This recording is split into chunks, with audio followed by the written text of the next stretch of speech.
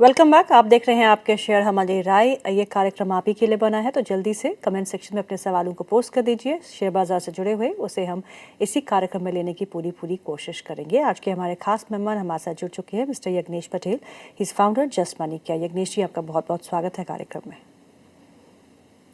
Thank you for inviting me in this show. एक नज़र markets को देख लेते हैं। आज निफ्टी सुबह से ही लाल निशान में कामकाज कर रहा है, उबरने की कोशिश है। 25,934 के आसपास का स्तर देखने को मिल रहा है, अभी भी करीबन 90 पॉइंट्स डाउन। और अगर बैंक निफ्टी को देखें तो करीब 150 पॉइंट्स डाउन। इस समय 59,000 के लेवल के एक बार फिर ऊपर इस समय कामकाज करते हुए। थोड़ा बहुत रिकवरी हमको प्राइवेट सेक्टर बैंक से देखने को मिल रही है। उसमें axis bank, ICICI, HDFC bank जैसे शामिल है। PSU बैंकिंग स्पेस में आज गिरावट है, भारी गिरावट। इन लेवल्स को देखते हुए यज्ञेश, आपका अभी रुख क्या बन रहा है मार्केट्स में? ट्रेंड तो अभी भी पॉजिटिव लगती है, सपोर्ट कहाँ है जिस पे हम सबको ध्यान रखना चाहिए इस समय?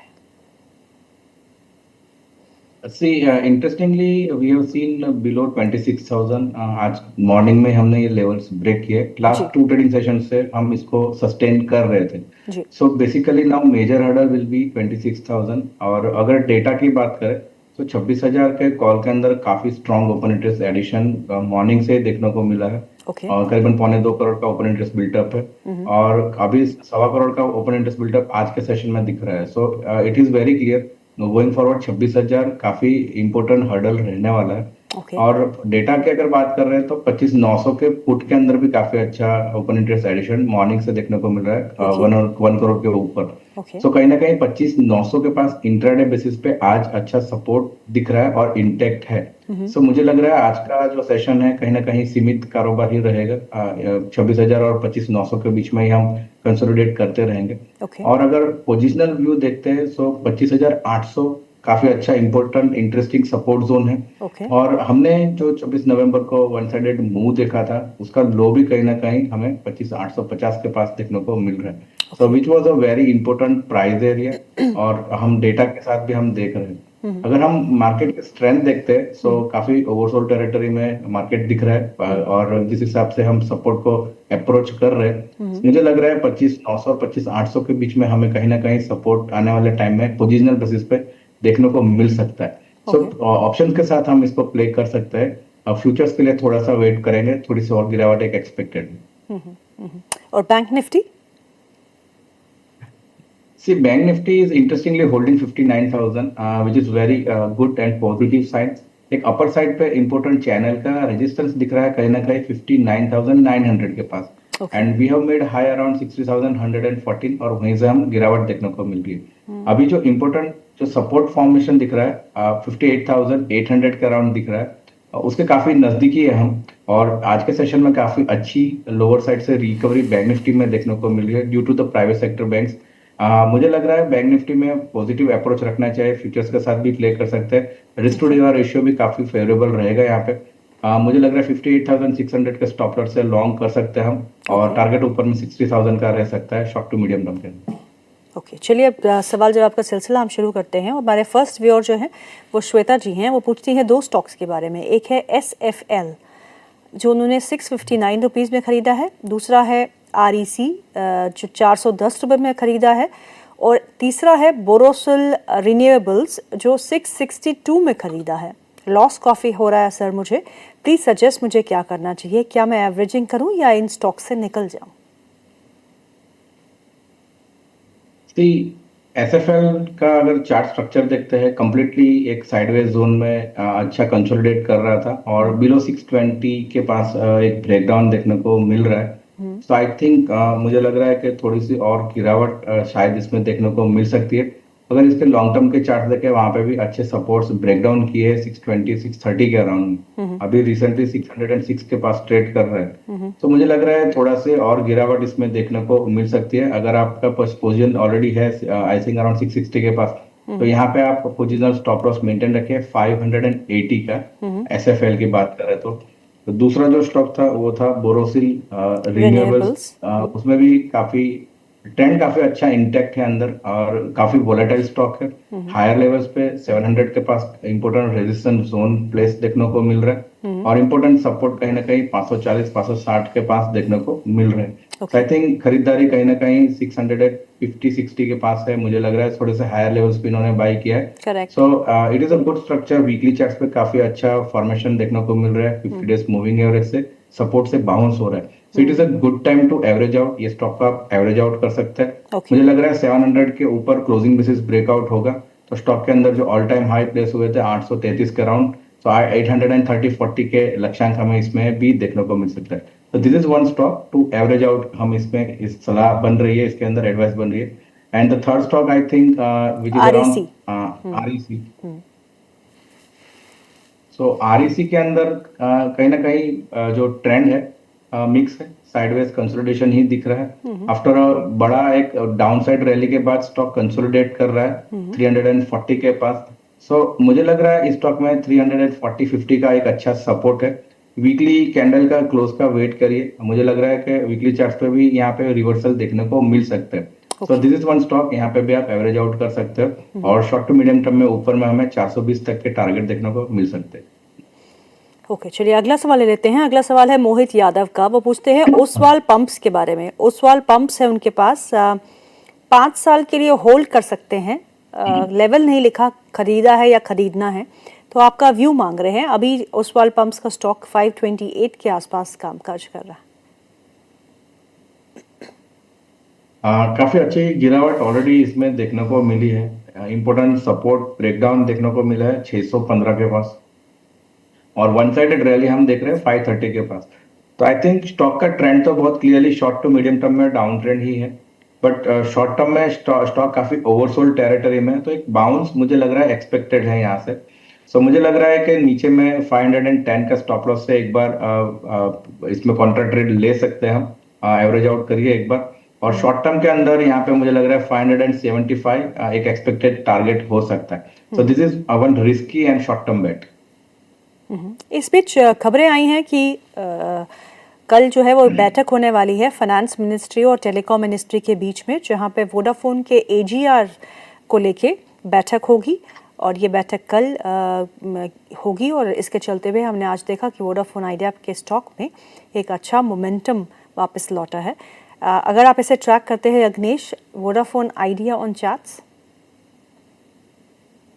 जी, वोडाफोन आइडिया में हम देख रहे हैं कि जब भी जो न्यूज के बारे में डिस्कशन होता है, कभी ना कभी पॉजिटिव कुछ न्यूज देखते हैं और स्टॉक में काफी अच्छा मोमेंटम दिख रहा है। सो फंडामेंटली स्टॉक में अभी तो रिकमेंडेशन नहीं बन रहे, मगर टेक्निकल स्ट्रक्चर काफी स्ट्रांग लग रहा है।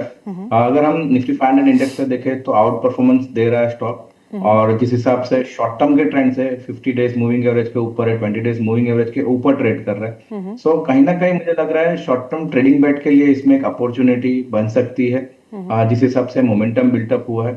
मुझे लग रहा है इसमें आप शॉर्ट टर्म के अंदर एक बेट करने के लिए यहाँ पे नीचे में 9.50 का स्टॉप लॉस मेंटेन रखिए और एक्सपेक्टेड है ऊपर में 12 और 12.50 के लक्ष्य। ओके, चलिए अगला सवाल ले लेते हैं। अगला सवाल जो है वो ललित जी का है। वो पूछते हैं NDR ऑटो कंपोनेंट्स के बारे में। इन्होंने फिर कुछ नहीं लिखा कि इन्होंने खरीदा है, किस लेवल पे खरीदा है, I have no idea, but वो आपसे व्यू मांग रहे हैं NDR ऑटो कंपोनेंट्स। स्टॉक एक रिवर्सल फॉर्मेशन में है, बेरिश पैटर्न फॉर्मेशन जिसको बोल रहे हैं हम। राउंडिंग टॉप फॉर्मेशन है, 950 का एक ब्रेकडाउन गैप के साथ दिया है, अच्छा वॉल्यूम बिल्ट हुआ है वहां पे। और अभी एक इंपॉर्टेंट सपोर्ट के पास स्टॉक अटका हुआ है 820 के पास। मुझे लग रहा है स्टॉक में कुछ गिरावट और कंटिन्यू रह सकती है और लोअर लेवल्स में हमें यहाँ पे 750 से 740 के लेवल्स देखने को मिल सकते हैं। सो अगर बाय नहीं किया है तो आई थिंक इसको कंप्लीटली अवॉइड करना चाहिए। अगर आपके पास ऑलरेडी होल्डिंग है तो मुझे लग रहा है 800 के स्टॉप लॉस से पोजीशन को होल्ड रखिए। ओके, अगला सवाल जो है उनमें नाम नहीं लिखा, सवाल है जमुना ऑटो पे। उनके पास 500 शेयर है जमुना ऑटो के, जो उन्होंने 114 के लेवल पे खरीदे हैं। आज इस स्टॉक का भाव जो है वो 121 के आसपास है। आपसे जानना चाहते हैं क्या करें। एक अच्छा मोमेंटम इसमें देखने को मिल रहा है और स्टॉक काफी एक ट्रेंड अच्छा कैच किया हुआ है। 110 के पास काफी स्ट्रॉन्ग ब्रेकआउट दिखा वॉल्यूम्स के साथ, एक मोमेंटम अपसाइड बिल्टअप ऑलरेडी देखने को मिल रहा है और जिस हिसाब से मुझे लग रहा है जो प्राइस पैटर्न फॉर्म हुए हैं ऊपर में टारगेट हमें यहाँ पे 130 से 35 के बीच में देखने को मिल सकता है कि इंपॉर्टेंट गैप का रेजिस्टेंस है। तो आई थिंक वेट करना चाहिए। नीचे में स्टॉप लॉस आप मेंटेन रखिए 108 के पास, 130 और 35 के बीच में अगर ये रेजिस्ट होता है वहां पे प्रॉफिट बुक की सलाह बन रही। ओके, अगला सवाल जो है वो है जी वर्मा का। वो पूछते हैं, उनके पास वेल्सपन लिविंग के स्टॉक है 160 shares at the rate of 143।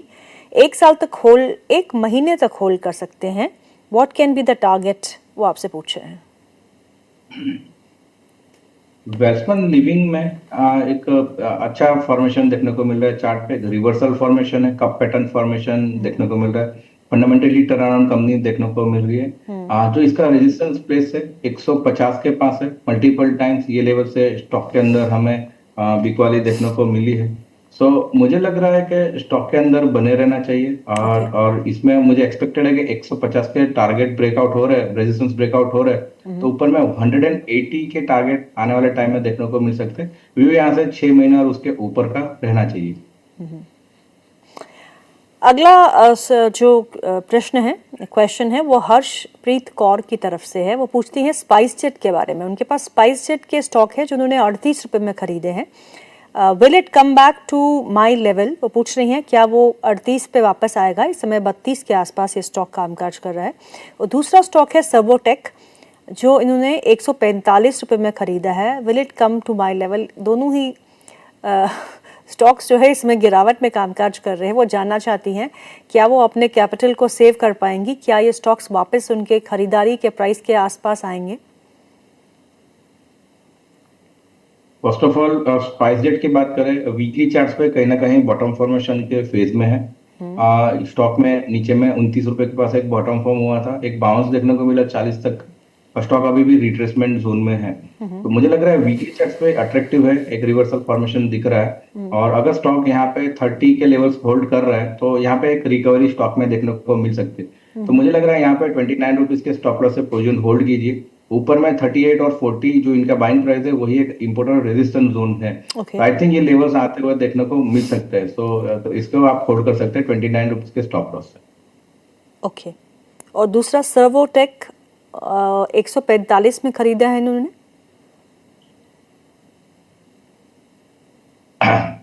Servotech के अंदर काफी इंपोर्टेंट जो सपोर्ट ब्रेकडाउन है 120 के पास है। कंप्लीटली अच्छा एक गैप डाउन के साथ ब्रेकडाउन देखने को मिला। वॉल्यूम्स के साथ इसमें गिरावट देखने को मिली है। सो आई थिंक टेक्निकल स्ट्रक्चर काफी वीक है। इंपोर्टेंट जो प्रीवियस ईयर के जो लो थे वो भी इसने ब्रेकडाउन किया है। 52 वीक लो पे स्टॉक ट्रेड कर रहे हैं। तो मुझे लग रहा है अभी गिरावट आने वाले टाइम में और कंटिन्यू रह सकती है। शॉर्ट टर्म के अंदर काफी ओवरसोल्ड टेरिटरी में है। आई थिंक एक बाउंस देखने को मिल सकता है 9600 के बीच में। मुझे लग रहा है स्टॉक में से एग्जिट करना चाहिए अगर कोई बाउंस आ रहा है तो वहां पे। ओके, अगला सवाल जो है वो नरेश जी का है। वो पूछते हैं प्रोटियान ई गवर्नेंस टेक्नोलॉजीज के बारे में। उनके पास 100 शेयर्स है जो उन्होंने 950 के भाव पे खरीदे हैं और स्टॉक जो है इस समय 807 पे कामकाज कर रहा है। जानना चाहते हैं इसमें अब क्या करें? इसका बाइंग प्राइस क्या बताया उन्होंने? 950। इस स्टॉक के अंदर एक मेजर इंपोर्टेंट न्यूज था, एक इंपोर्टेंट कॉन्ट्रैक्ट प्रोजेक्ट था जो गया था उसके हाथ से। उसके बाद स्टॉक में काफी अच्छी गिरावट देखने को मिली है। ऑलमोस्ट 1500 के लेवल से स्टॉक 700 के लेवल दिखाया, आधा हो चुका है। और in bit I think depress stock के अंदर पोजीशन क्रिएट की गई है, मगर अभी भी अगर हम देखते हैं तो ट्रेंड वाइज स्टॉक के अंदर कोई डेवलपमेंट नहीं देखने को मिल रहा है। इंपोर्टेंट जो रेजिस्टेंस फॉर्मेशन है आई थिंक 850 का है। शॉर्ट टर्म के अंदर 850 का लेवल्स ब्रेकआउट कर रहे हैं। तो इसमें मुझे लग रहा है ऊपर में 950 तक का मूव देख सकता है। जिस हिसाब से स्टॉक में ट्रेंड अभी तक कोई दिख नहीं रहा है कोई प्रॉपरली, मुझे लग रहा है थोड़ा सा वेट करना चाहिए 850 के रेजिस्टेंस ब्रेकआउट के लिए। इसके अंदर होल्ड करिए पोजीशन। नीचे में 750 के स्टॉप लॉस है। ओके, अगला सवाल जो है वो है प्रवीण जी का। वो पूछते हैं सन फार्मा एडवांस